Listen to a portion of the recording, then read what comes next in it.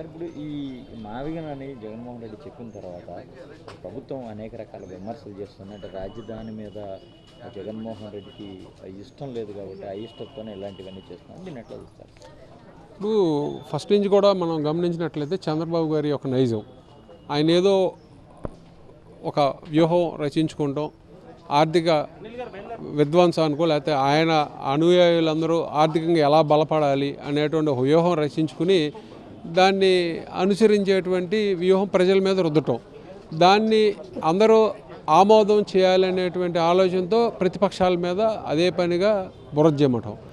ఇప్పుడు జగన్మోహన్ రెడ్డి గారు మావిగన్ అనే దాని మీద ఏం చెప్పారు? మన దగ్గర మన రాష్ట్ర బడ్జెట్ అవ్వచ్చు, లేకపోతే మనకు ఉన్నటువంటి ఆర్థిక వెసులుబాటుతో సాక్షాత్తు చంద్రబాబు గారు చెప్పినట్టు 2 లక్షల కోట్లు ఓన్లీ ఇన్ఫ్రాస్ట్రక్చర్, బేసిక్ ఇన్ఫ్రాస్ట్రక్చర్, రోడ్లు కానీ లేకపోతే మౌలిక వసతులు కల్పిస్తానికే కావాలని చేయడం జరిగింది. మరి ఆ 2 లక్షల కోట్లు అంత బడ్జెట్ మనం ఇవ్వగలమా? లేకపోతే మన ఆంధ్రప్రదేశ్ రాష్ట్ర బడ్జెట్ ఫిట్ అవుద్దా?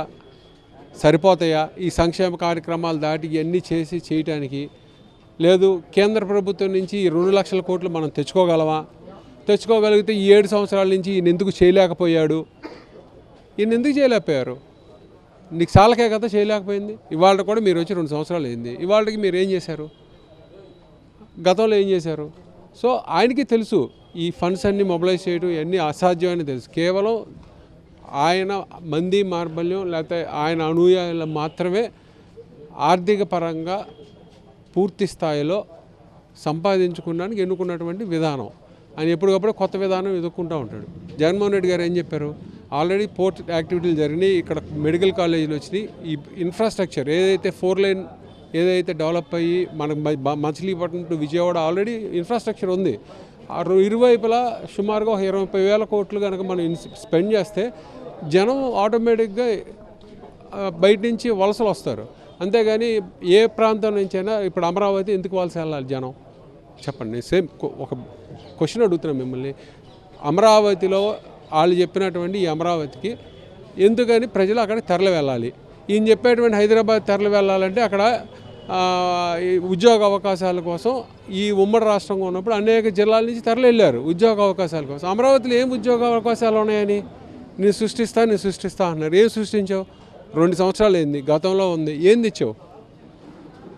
కేవలం మబ్బి పెట్టి ఈయన మంది మార్బల్యం అందరూ కూడా ఆర్థికంగా బలపడతానుకోవడానికి వాళ్ళు రచించినటువంటి చక్కటి వ్యూహం. అంతకుమించి వీళ్ళు చేసేది ఉండదు, అది పెట్టేది ఉండదు. జగన్మోహన్ రెడ్డి గారిని ట్రోల్ చేసేటువంటి అందరికీ కూడా రాబోయే కాలంలో ఇది ఎప్పటికీ అవదనే విషయం లేటుగైనా తెలుస్తుంది. ఇప్పుడు నిజం నిదానంగా తెలుస్తుంది, అబద్ధం వేగంగా వ్యాపిస్తుంది. చంద్రబాబు చెప్పేటువంటి సొల్లు కౌర్లు అన్ని పచ్చి అబద్ధాలు అన్నీ వేగంగా చేయగలిగేటువంటి సమర్థుడు చంద్రబాబు నాయుడు.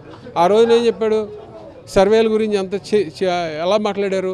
ఇవాళ ఏం జరుగుతుంది రియాలిటీలో? సో ఇలాగే మావిగన్ అనేది కూడా కాలమే నిర్ణయించి అందరికీ విమర్శించేటువంటి వీళ్ళందరికీ కూడా సరైనటువంటి సమాధానం చెప్తుంది.